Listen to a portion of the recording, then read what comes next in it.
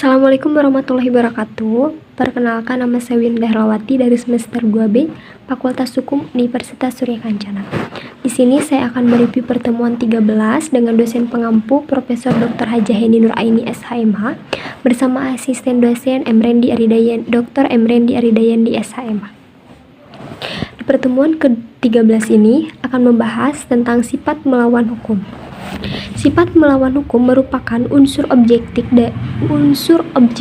dari tindak pidana karena merupakan penilaian terhadap perbuatan dan bukan pada pelaku. Suatu perbuatan dikatakan melawan hukum apabila perbuatan tersebut masuk dalam rumusan delik, sebagaimana dirumuskan dalam undang-undang. Contohnya, di negeri Belanda dalam Arrest Hograd tanggal 20 Februari 1933 di kota Huizen mengenai dokter hewan. Adapun sifat melawan hukum terdiri dari melawan hukum formil dan melawan hukum material. Melawan hukum formil, perbuatan itu bersifat melawan hukum apabila dirumuskan sebagai tindak pidana dalam undang-undang dan diberikan sanksi. Sifat melawan hukum dapat dihapus apabila diatur berdasarkan undang-undang. Yang kedua, melawan hukum material.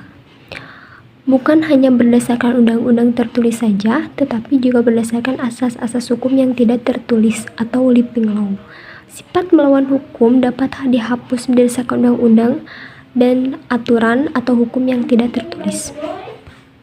Kemudian ada apakah sifat melawan hukum harus dibuktikan? Apabila dicantumkan dalam rumusan tindak pidana secara tegas, maka unsur melawan hukum dapat dibuktikan. Yang kedua, apabila tidak dicantumkan secara tegas dalam rumusan undang-undang, maka ada dua pendapat, yaitu dalam fungsi yang positif dan dalam fungsi yang negatif. Dalam fungsi positif harus dibuktikan karena mempunyai unsur konstitutif atau ada tindak pidana apabila ada perbuatan yang bersifat hukum. Dan yang fungsi yang negatif tidak perlu dibuktikan.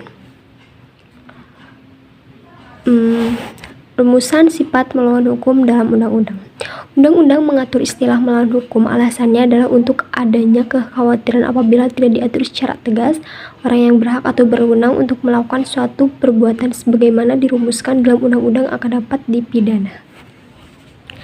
Mungkin itu saja pertemuan ke-13 yang bisa saya sampaikan. Mohon maaf apabila ada kekurangan. Terima kasih. Wassalamualaikum warahmatullahi wabarakatuh.